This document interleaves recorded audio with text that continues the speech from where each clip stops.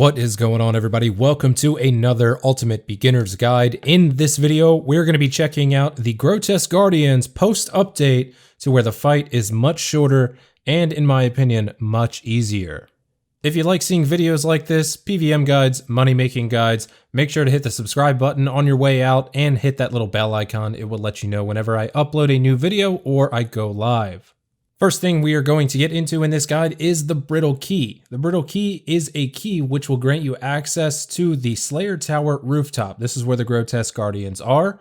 You can get these from regular gargoyles on a Slayer task. The drop rate is 1 in 150, or if you're lucky enough, you can grab it from the Superior Marble Gargoyle. Drop rate is also 1 in 150. So, if you don't have one of these keys and you're looking to kill the Grotesque Guardians, you must go and grab one of these and then come on back to this guide to figure out what you're going to be doing.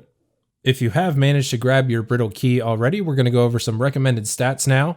First off, you will need a Slayer level of 75 to kill the Grotesque Guardians, as they are gargoyles, and you will also need to be on a Gargoyle Slayer task. You cannot kill this boss unless you are on the task. As for your recommended combat stats, level 75 attack, and this will be for the Abyssal Tentacle. Level 80 strength for some decent DPS, level 70 defense, and this is going to be for Barrow's Gear if you have it, or Blessed Saradomin or Black Dragonhide. Level 75 range for the Toxic Blowpipe, and a minimum of level 70 prayer for the Piety Prayer. Next, we can jump into the gear setup. Now, just like all of my beginner's guides, I am doing this with cheaper gear, so just to let you guys know that it can be done without hundreds of millions of GP in gear. Obviously, if you have better gear, use that. But since we're on a Slayer task, you'll want to be using a Slayer helmet imbued. This will give you the bonuses to both melee and ranged. I'm using an Ava's Assembler, but if you have an accumulator, that'll do just fine. Amulet of Glory, which can be upgraded to the Fury or the Necklace of Anguish. A Rada's Blessing, but any blessing will work. Toxic Blowpipe, and for this guide, I'm using Adamant Darts in the Blowpipe, but if you want to, you can use Rune or Dragon to speed your tasks up, and if you can afford it. Blessed Bandos D'hide top and legs, but any of the sets will work, or if you can't even afford that, Black Dragonhide will also do. You'll just be lacking the prayer bonus. Barrow's gloves, dragon boots, and an explorer's ring for some extra prayer, as well as some high alchemies if you do have the diaries completed.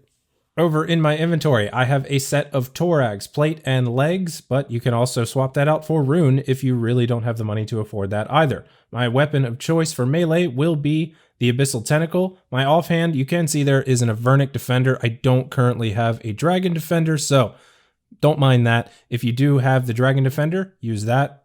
My special attack weapon will be the Crystal Halberd. Does do a decent amount of damage. 1 Divine Combat Potion, 1 Divine Ranging Potion, 4 Prayer Potions. Down at the bottom of the inventory, I have Rock Throne Hammers. You can buy these from Slayer Masters. They will allow you to finish off the Grotesque Guardians from a distance. A Slayer Ring to get myself to the Slayer Tower, pretty quick there, and 10 House Teleports to get myself out when I'm done, and I have filled the rest of my inventory up with sharks. As for how to get to the Grotesque Guardians, there are a few different ways, and first and your farthest recommended way is going to be by using the Ancient Magic Carural Teleport. This will put you in the Canifis pub, and then you will run to your northwest to the Slayer Tower. Next method of getting there is going to be the fairy rings, and if you are using the fairy rings, you will want to use the fairy code CKS, and you will simply run north to the Slayer Tower. And the last and most efficient way to get there is going to be the Slayer Ring Teleport, which will put you just inside the doors. From here, you will run to the chains just to your north, climb up, and then up the next set of stairs. Once you are on the 3rd floor US or the 2nd floor UK, you'll notice a set of stairs. This will lead you to the rooftop, which is where Dusk and Dawn are. Now, before we actually get into the fight, we will go over Dusk and Dawn's stats. I think it's nice to know what you're actually getting yourself into. So first up is going to be Dawn, and this is the boss that you will be using ranged on. Combat stats are 450 total HP, 140 attack, 140 strength, 100 defense, 100 magic, and 140 range. As for defensive stats, none to speak of except for magic. Now you will only be ranging Dawn with your Toxic Blowpipe. She is immune to poison and venom. The other Grotesque Guardian, Dusk, is the melee boss that you will be fighting, and Dusk actually does have 2 phases. So here we see phase 1. 450 hit points, level 200 attack, 140 strength, 100 defense, 140 magic, and 140 range. No defensive stats to speak of, but Dusk is immune to both range and magic attacks. You can only melee this boss.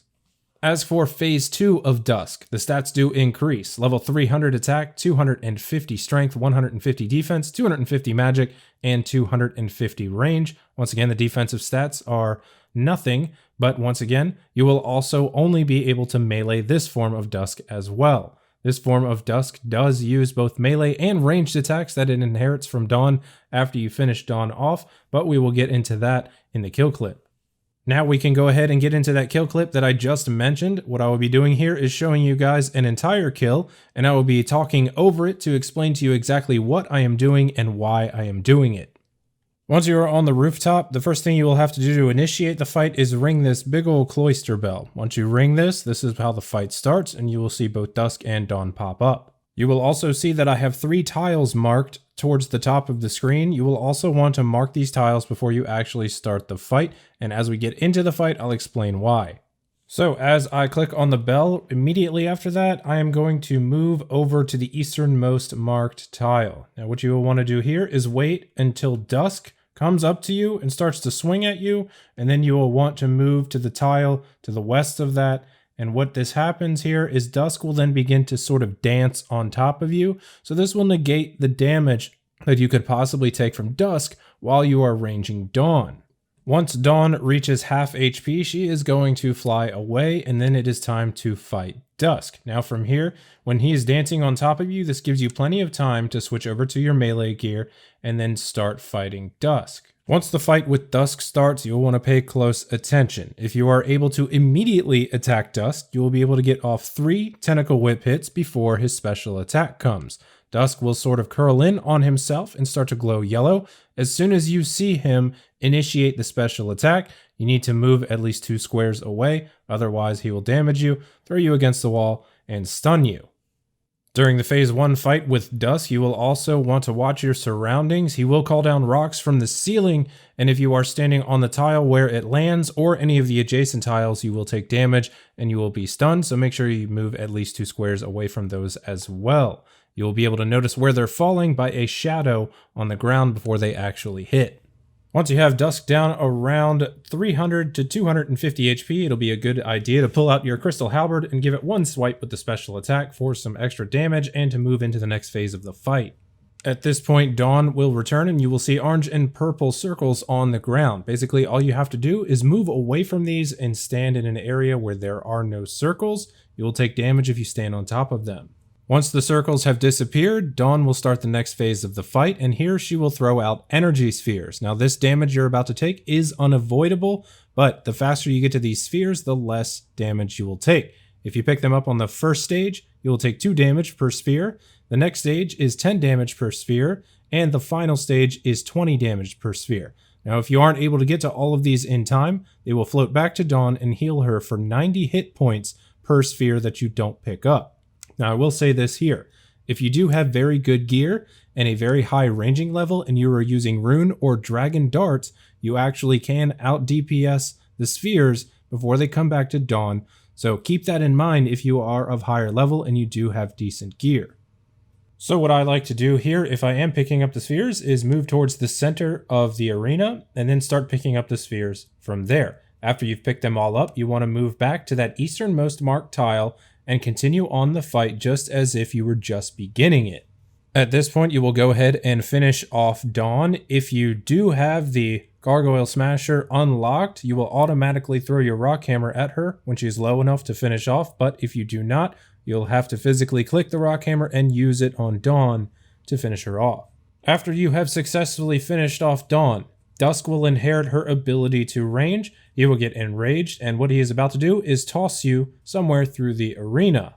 While Dusk is making his transition here, you'll want to go ahead and throw on your melee gear so you can be ready for the next phase. Once you have been thrown, you'll be surrounded by purple flame walls, and there will be one way out of this box that you are trapped in.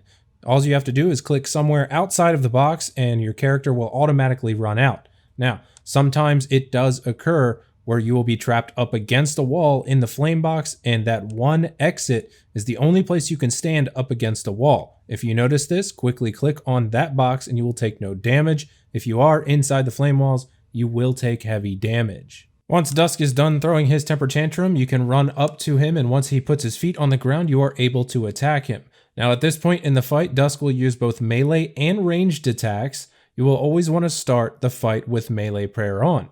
If you see Dusk use a range attack, quickly switch over to the ranged prayer. Now it doesn't really matter, there is no pattern to these attacks, it's only going to be melee or it's going to be ranged. Once Dusk switches his auto attack style, switch your prayer accordingly. Sometimes you will take damage back and forth between him jadding or so they say. Sometimes you'll get lucky and he'll use melee the whole time or range the whole time.